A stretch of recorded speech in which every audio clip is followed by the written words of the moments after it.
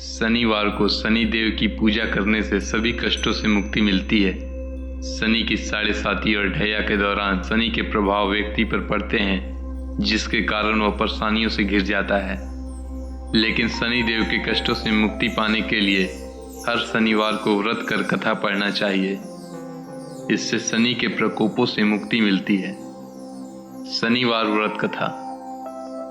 पौराणिक मान्यता के अनुसार प्राचीन समय में एक बार की बात है, सभी नवग्रह जो कि सूर्य, चंद्र, मंगल, बुध, बृहस्पति, शुक्र, शनि, राहु और केतु हैं, उनमें इस बात को लेकर विवाद छिड़ गया कि हम सभी में सबसे बड़ा कौन है।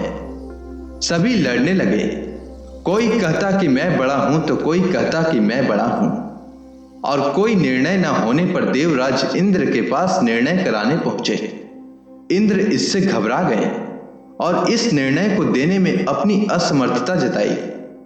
परंतु उन्होंने कहा कि इस समय पृथ्वी पर राजा विक्रमादित्य हैं, जो कि अति न्यायप्रिय हैं। वही इसका निर्णय कर सकते हैं। सभी ग्रह एक साथ राजा विक्रमादित्य के पास पहुंचे और अपना विवाद बताया, साथ ही निर्णय के लिए कहा। राजा इस समस्या से अति चिंतित हो उठे, क्योंकि वे जानते थे कि जिस किसी को भी छोटा बताया वही कुपित हो उठेगा। तब राजा को एक उपाय सूझा। उन्होंने स्वर्ण, रजत, कांस्य, पीतल, सीसा, रांगा, जस्ता, अभ्रक और लोहे से 9 सिंहासन बनवाए और उन्हें क्रम से रख दिया। फिर उन सभी से निवेदन किया कि आप सभी अपने अपने सिंहासन पर स्थान ग्रहण करें। जो अंतिम सिंहासन पर बैठेगा वही सबसे छोटा होगा। लौह सिंहासन सबसे बाद में होने के कारण शनि देव सबसे बाद में बैठे तो वही सबसे छोटे कहलाएं। उन्होंने सोचा कि राजा ने यह जानबूझकर किया है। उन्होंने कुपित होकर राजा से कहा, राजा, तू मुझे नहीं जानता। सूर्य एक राशि पर 1 महीना, चंद्रमा 2.25 महीना, मंगल 1.5 महीना, बृहस्पति 13 महीना व बुध और शुक्र 1-1 महीने विचरण करते हैं, परंतु मैं 2.5 से 7.5 साल तक रहता हूं। बड़े बड़ों का मैंने विनाश किया है। श्री रामचंद्र जी की 7.5 आने पर उन्हें वनवास हो गया। रावण की आने पर उसकी लंका को बंदरों की सेना से परास्त होना पड़ा। अब तुम सावधान रहना, क्योंकि अगला विपत्ति तुम पर आने वाला है। ऐसा कहकर कुपित होते हुए शनि देव वहां से चले गए। अन्य देवता खुशी खुशी वहां से गए। कुछ समय बाद राजा की 7.5 आई। तब शनि देव घोड़े के सौदागर बनकर वहां आए। उनके साथ कई बढ़िया घोड़े थे। राजा ने यह समाचार सुन अपने अश्वपाल को अच्छे घोड़े खरीदने की आज्ञा दी। उसने कई अच्छे घोड़े खरीदे। वह एक सर्वोत्तम घोड़ा राजा को सवारी के लिए दिया। राजा ज्यों ही उस पर बैठा, वह घोड़ा सरपट वन की ओर दौड़ा। वन में पहुंचकर वह अंतर्ध्यान हो गया और राजा भूखा प्यासा भटकता रहा। तब एक ग्वाले ने उसे पानी पिलाया। राजा ने प्रसन्न होकर उसे अपनी अंगूठी दी। वह अंगूठी देकर राजा नगर को चल दिया और वहां अपना नाम उज्जैन निवासी वीका बताया। वहां एक सेठ की दुकान पर राजा ने जल इत्यादि पिया और कुछ विश्राम भी किया। भाग्यवश उस समय सेठ की बड़ी बिक्री हुई। सेठ उसे खाना इत्यादि कराने खुश होकर अपने साथ घर ले गया। वहां उसने एक खूंटी पर देखा कि एक हार टंगा है, जिसे खूंटी निगल रही है। थोड़ी ही देर में पूरा हार गायब हो गया। जब सेठ वापस आया तो उसने देखा कि हार गायब है। उसने समझा कि वीका ने उसे चुराया है। उसने वीका को कोतवाल के पास पकड़वा दिया। फिर राजा ने उसे चोर समझकर हाथ पैर कटवा दिए। वह चौरंगिया बन गया और नगर के बाहर फिकवा दिया गया। वहां से एक तेली निकल रहा था, जिसे दया आई और उसने वीका को अपनी गाड़ी में बैठा लिया। वह अपनी जीभ से बैलों को हाँकने लगा। उस समय तक राजा की शनि दशा समाप्त हो गई। वर्षा काल आने पर वह मल्हार गाने लगा।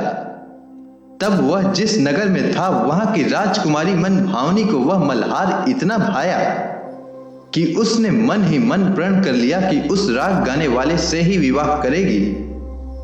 उसने दासी को उस मल्हार गाने वाले को ढूंढने के लिए भेजा। दासी ने बताया कि वह चौरंगिया है, परंतु राजकुमारी नहीं मानी। अगले ही दिन से वह इस बात को लेकर अनशन पर बैठ गई कि विवाह करेगी तो उसी से। उसे बहुत समझाने पर भी जब वह ना मानी तो राजा ने उस वीका को बुलावा भेजा और विवाह की तैयारी करने को कहा। फिर उसका विवाह राजकुमारी से हो गया। तब एक दिन सोते हुए स्वप्न में शनि देव ने राजा से कहा, राजन, देखा तुमने मुझे छोटा बताकर कितना दुख झेला। तब राजा ने उनसे क्षमा मांगी और प्रार्थना की कि हे शनि देव, जैसा दुख मुझे दिया है किसी और को ना देना। शनि देव मान गए और कहा कि जो कोई भी मेरा कथा सुनेगा और व्रत करेगा उसे मेरी दशा में कोई दुख ना होगा। जो नित्य मेरा ध्यान करेगा और चींटियों को आटा डालेगा उसके सारे मनोरथ पूर्ण होंगे। साथ ही राजा को हाथ पैर भी वापस दिए। प्रातः आंख खुलने पर राजकुमारी ने देखा तो वह आश्चर्यचकित रह गई। वीका ने उसे बताया कि वह उज्जैन का राजा विक्रमादित्य है। सभी अत्यंत प्रसन्न हुए। सेठ ने जब सुना तो वह क्षमा मांगने लगा। राजा ने कहा कि वह तो शनि देव का कोप था, इसमें किसी का कोई दोष नहीं। सेठ ने फिर भी निवेदन किया कि मुझे शांति तभी मिलेगी जब आप मेरे घर चलकर भोजन करेंगे। सेठ ने अपने घर नाना प्रकार के व्यंजनों से राजा का सत्कार किया। साथ ही सभी ने देखा कि जो खुटी हार निकल गई थी वही अब उसे उगल रही थी। सेठ ने अनेक मोहरे देकर राजा का धन्यवाद किया और अपनी कन्या श्री कौरी से पानी ग्रहण का निवेदन किया। राजा ने सहर्ष स्वीकार किया। कुछ समय पश्चात राजा अपने दोनों रानियों मन भावनी और श्री कौरी सहित उज्जैन नगरी को चल दिए। वहां पुरवासियों ने सीमा पर ही उनका स्वागत किया। सारे नगर में दीप जलाए गए और खुशियां मनाई गई। राजा ने घोषणा की कि मैंने शनि देव को सबसे छोटा बताया था, जबकि असल में वही सर्वोपरि हैं। तब से सारे राज्य में शनि देव की पूजा और कथा नियमित होने लगी। सारी प्रजा ने बहुत समय खुशी और आनंद के साथ बिताया। जो कोई शनि देव की इस कथा को सुनता या पढ़ता है उसके सारे दुख दूर हो जाते हैं। तो बोलिए शनि देव महाराज की जय।